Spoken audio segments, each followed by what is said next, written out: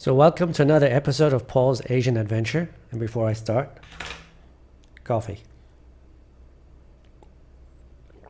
In this episode, I'm going to talk about a subject that's a bit controversial, and it's about marriage.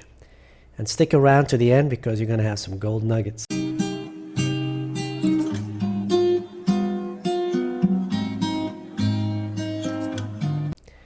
Before I start, I want to say, are you married or intend to get married? This is not meant as a dig towards you. I understand that there can be some benefits of getting married for a man as well. However, having said that, the traps and pitfalls of marriage today are enormous. And as a man, in my opinion, you have very little to gain from marriage. Comment otherwise. Tell me what you have to gain in the comments below. There are exceptions to these rules, of course, and I will cover those towards the end of this video. However, before I start, I just want to say I put a lot of effort and time in these videos, and I hope you will take the time and effort to subscribe, like, share, and comment. Sharing really helps me grow my subscribers, so please share on social media if possible. As a man, you have to ask yourself the following. What benefits do I get out of marriage? How does it benefit me? Does it benefit me monetarily? Does it make me healthier? Does it give me a better sex life? I think without a doubt, all those questions I asked, the answer is absolutely no. Most of us that come here kind of already know this. We've been married before, fallen into the marriage trap, and many of us have horror stories we can tell about that. But even though that's the case, we think to ourselves one more time, thinking this time it'll be different. And why is that? Well, because this girl is special. She's a Filipina, right? And especially this Filipina, she's really special. And this one, yes, this one is different, right? You have absolutely no doubt that this one is different. But did you not think that for the first time, the second time, and maybe the third time if you're unlucky, you got married? I know I did. And boy was I wrong. Boy was I wrong. And what saved me was a prenup, and I'll talk about that towards the end also. So again, I ask you, what advantages does marriage give you as a man? Please comment. And I have yet to find an answer to this question, so please comment. So why is marriage even more dangerous here in the Philippines than in the West? Or is it? Well, here in the Philippines, the probable disparity in financial assets and income between you and your fiancé is more than probably much larger, and I'm talking in a tenfold time larger than the average man and woman in the West. This creates disparity that can lead to unintended consequences down the line. Remember, you have elevated this girl's life to the nth degree compared to how she even dreamt was possible. If you believe she is going to give that up without a big fight, and I mean a big fight, you got a surprise coming your way. Remember the following: we are all human, and absolutely none of us are static. We are all dynamic. So what do I mean by dynamic? We are constantly evolving, in a good way and a bad way. Our feelings, our lust towards each other, what we read, our opinions, and so on. The woman you marry today will not be the same woman in 10 years, and you will not be the same man in 10 years. Think of yourself 10 years ago. I think of myself when I was 40. I was a different man. I'm a completely different person now. So are you the same person today as you were 10, 15 years ago? I highly doubt it. We all evolve. So I'd like to tell you a second-hand story. This was a very good friend of mine who told me this story about a very good friend of his. He was a moneyed kind of guy, and he came to the Philippines, met a cute Filipina, and of course, they ended up getting married, and he never thought anything bad about her. She was supposedly the love of his life. However, he built this beautiful house. I mean, really beautiful house. He bought a car, he furnished the house, big screen TVs and everything, you know, swimming pool and all.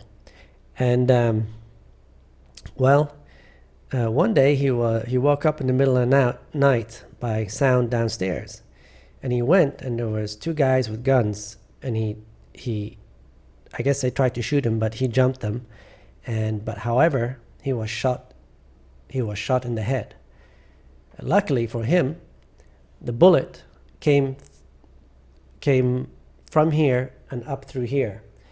Now the guys went away assuming he was dead. He woke up in the hospital later and survived with a lot of pain and time to heal. But anyway, his wife, of course, was with him by the bedside and all that. But come to find out later, they found out that the person who had shot him was actually her brother. So she swore up and down she didn't know anything about it, and her husband believed her, and they moved to a different island away from the family. And you know, she might be actually telling the truth. Maybe she knew nothing about it. And the point of this story is that the brother had something to gain by his death. So with this type of financial disparity, there are forces at play that we, coming from the West, maybe have a hard time understanding. So whenever you put yourself in a situation where people can benefit by something bad happening to you, you know, that's a bad situation to be in. So why put yourself in that situation? Yes, you might love their family and you think everything's okay. However, there are forces at play that we as Westerners do not understand. I'm not saying this happens every time. You know, probability of this happening is low, but there is a probability, and you don't understand it. I don't understand it, and I think most people here don't understand the forces at play. Another thing to think about, the state is the state. With marriage, you are getting the state involved in a big way. Remember that this is the case here also in the Philippines. Do you understand the laws here? How will it be if things don't work out for you?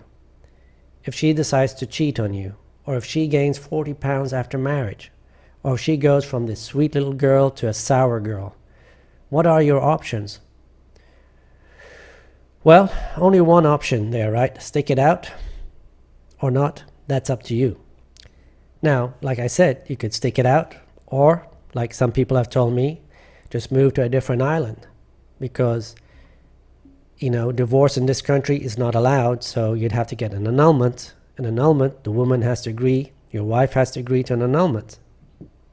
And this can take years and cost a lot of money, in the thousands of dollars. So, however, moving to a different island and having a relationship with another girl is actually illegal in this country. So now you're putting yourself in a situation where you can be blackmailed. Not necessarily by your soon-to-be ex-wife, but by her family, by people she knows. So there can be negative outcome there also. So you're putting yourself in a situation you do not want to be in. So my question again is, why would you? Then there is the part where people say, well, you can just go back to your home country and get a divorce. Yes. But you are still married. Even if you're married with a girl from another country, you're going back to your country with the divorce laws in your country. Now, in the West, at least in the US, you have to show your assets to the woman, and she has to agree in the divorce decree that how the assets will be split up. Okay. Now, the judge is going to sign off on something as long as she signed off on it. But how do you get your wife, your soon-to-be ex-wife, to agree to, for example, get $50,000 when you're worth maybe $2 million? I'm guessing it's a hard thing to do. So you're putting yourself in a situation that can lead to negative consequences there also. Other things that can happen. If you, for example, are married, most married people end up buying a house here in the Philippines, buying a condo. Now, let's say things don't work out. What do you think is going to happen? Do you think she's going to move out, or do you think you're going to move out? And if you refuse to move out, You know, her family, her friends, and everything are around there. They can pressure you, and pressure you in a bad way to move out. And then there is the false allegations of domestic violence. They can use that against you in this country as well.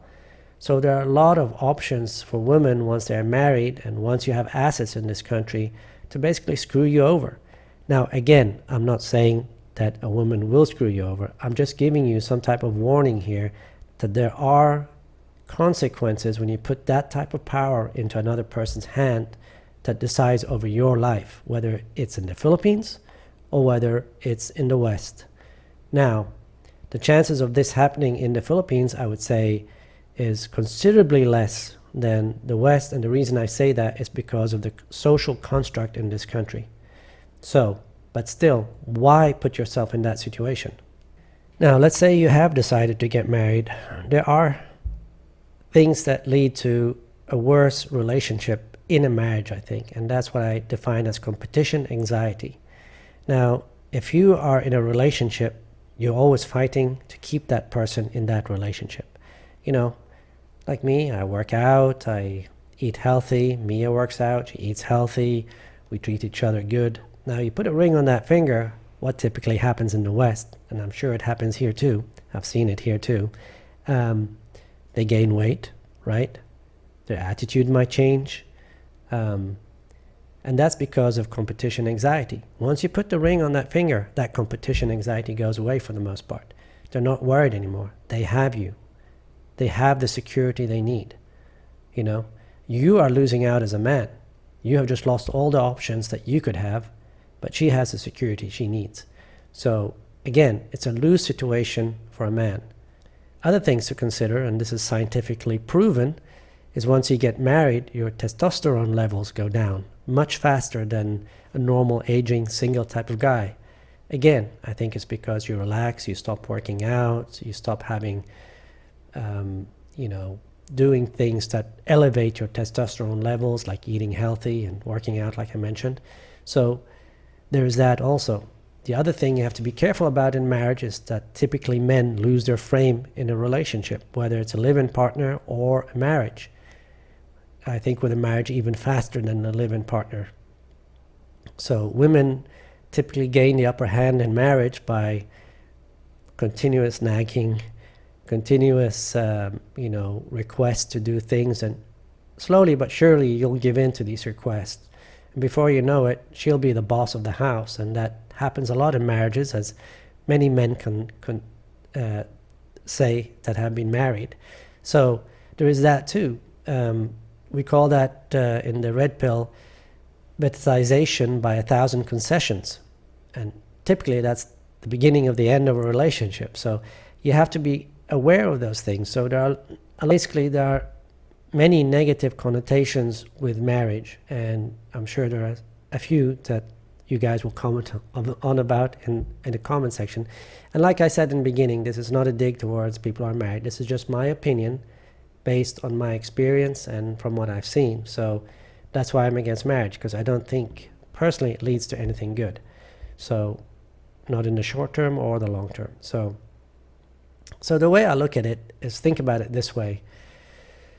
If you're investing in stock, and most of us are invested these days, and someone gives you an ETF or a stock basically that is high risk and low reward, you're probably not buying that stock. However, if you find a stock that is low risk and high reward, you're more likely to buy it. And this is the way I look at it.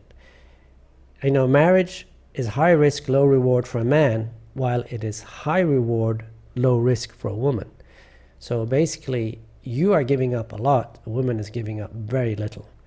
So again, there's negative connotation with being married. So at the end, I wanted to talk about, if you do decide to get married, against all my advice, there are certain ways you need to secure yourself that I would suggest you secure yourself. And the first is a prenup. And that prenup should be written in a certain way and recorded in a certain way. And the female has to have a lawyer, and you have to have a lawyer, independent of each other. And there are other things that you have to make sure is done in the prenup to make sure that prenup is not thrown out of a court. And after a prenup, after you get married, there's something called a postnup. And a certain amount of time after, again, later, at a time frame which is later. And if you need help with this, you can book a call with me and we can go through all this, how to do all this. The other thing that is really important, so prenup, postnup, very important, and get it written correctly, because I know guys that have written it on their own, and believe me, if ever went to court, it'll probably get thrown out. The other advantage of a prenup and postnup is that it's very unlikely, or more unlikely, let me put it that way, much more unlikely that a woman will contest this, because she signed this and she'd have to go through a lot of lawyers and money to try to contest the prenup and postnup. So the other thing, if you do get married, I would suggest do not buy assets in this country. Do not buy something like a house or a condo, because if you do and things go wrong, you know what? You are more than probably losing it. So like I spoke about earlier. So those are the three things you can do. Remember also, rent prices are relatively cheap here compared to what you buy. For example, this condo I'm living in is 5 or 6 million pesos. I'm renting at 21,000 pesos. However, if you consider, because it's pandemic, pre-pandemic it was 35,000 per month. Still, it's relatively cheap compared to the buy price, because, you know, that means this guy is getting a return on investment of about maybe 3 to 5%, which is very little compared to the risk he's taking. You can buy REITs out there to give you 5 to 7% easily. So I would not put my money in real estate here in the Philippines, minus one exception. And even that's not really an exception. People say that if they have a kid, they want to buy a house. I would actually say that's not necessary. If I had a kid and I wanted to leave him something, I'd buy REITs and write a will. So if I died, he would get that, and then he could use the money as he wanted. He could buy a property, he could use it to go to school, and so on and so on. So that would be my advice if you're actually contemplating getting married. Against all my advice, do get married. I would say try to secure yourself. Try to secure yourself. Talk to the girl about the prenup and the postnup, and if she throws a fit about that, well, there's your red flag right there. Don't bother. So now there are exceptions, like I talked about earlier at the beginning of the video. There are exceptions where I would say, yes, you have to get married. And the only exception I can think of is, which I might be in this situation in a few years, is that if you're moving to the West, like if you're moving back to the States, if you're moving to Europe, you kind of have to. The state demands that you get married so you can enter the country with her. So that's the only time, and I'm not really recommending marriage, but it's the only way you can bring her over to your country and that way stay with her. And there are many issues with that as well, but that's for a different video. And I think Mia is going to cover that on a video from her perspective, and maybe I'll cover it from my perspective one day. Anyway, thank you for watching, and see you on the next one. And again, before I go, remember, this is not meant as a dig to married people or people thinking about marriage. This is only my opinion based on my experience and based on what I've seen and based on kind of what I've formulated in my head. I still do not see any great advantages of being married. Yes, I've heard arguments like, well, you don't have to pay the visa stuff. I'm like, that's like pennies on the dollars compared to what you can lose in a divorce, right? So anyway, that's my opinion. Thank you for watching, and I'll see you in the next one. Thanks. Bye-bye.